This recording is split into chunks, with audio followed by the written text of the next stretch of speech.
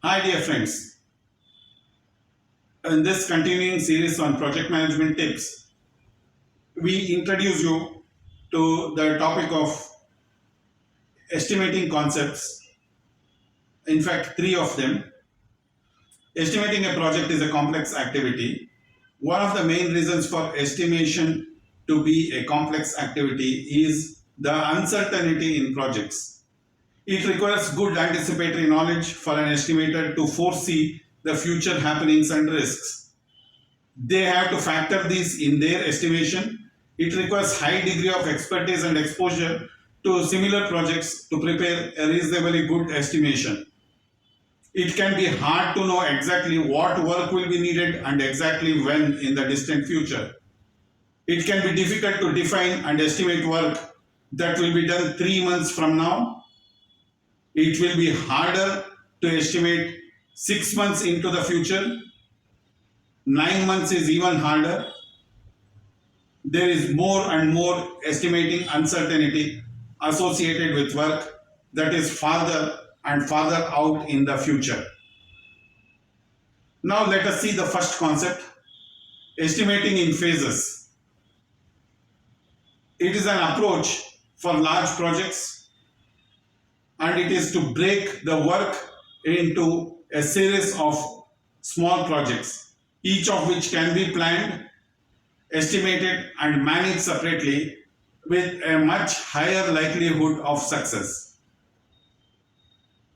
Here, refer our video on how to plan your projects, where we explain about work breakdown structure, the concepts of which will apply here.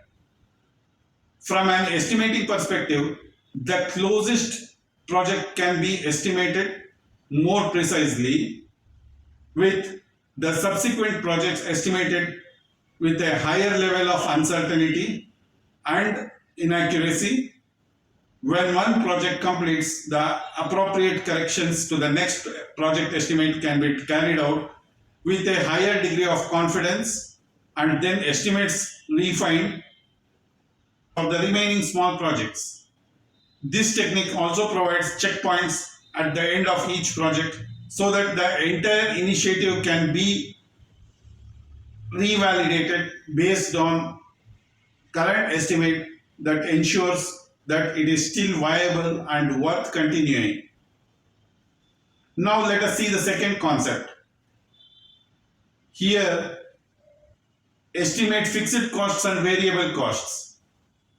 You may have heard about the terms fixed and variable cost when you are estimating the cost of a project. Variable costs are those that change relative to how many units are being used. In projects, contract labor fixed on the basis of number of units measured is a variable cost. Similarly, quantity of items supplied on a per cubic meter of RCC laid are all variable costs. Here, the more you use or waste, the more the cost increases. Fixed costs are those that are basically the same in the project, regardless of the resources being used. For instance, the administrative costs of a project. The salaries of permanent staff in a project is a fixed cost. Here, irrespective of the work done, the salary gets accounted for the project staff. Suppose if you fix a contract labor on the basis of lump sum contract, it is a fixed cost. Here, irrespective of the labor hours consumed, the cost remains the same. The third one is the time constraint and resource constraint activities estimation. Activities can be classified as time or resource constraint based on whether the duration can change if more resources are applied. In resource constraint activity, the duration of the activity changes based on the resources added. For example, if two people can lay an RCC roof in 2 weeks, working 8 hours a day, then 4 people can complete the same roof in 1 week. The resource consumed is the same.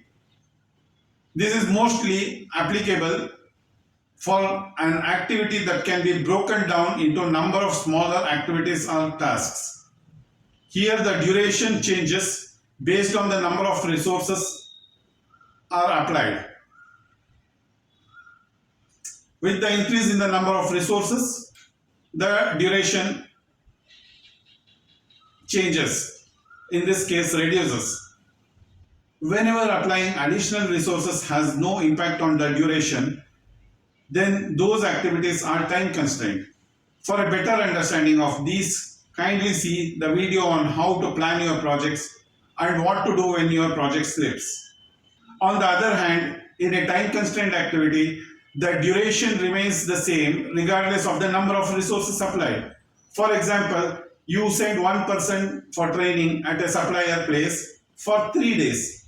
Then, if you send two people, the duration will not reduce by half but remains the same.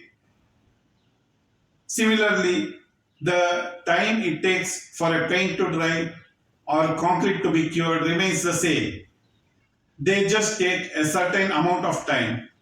Whenever applying additional resources has no impact on the duration, then those activities are time constrained.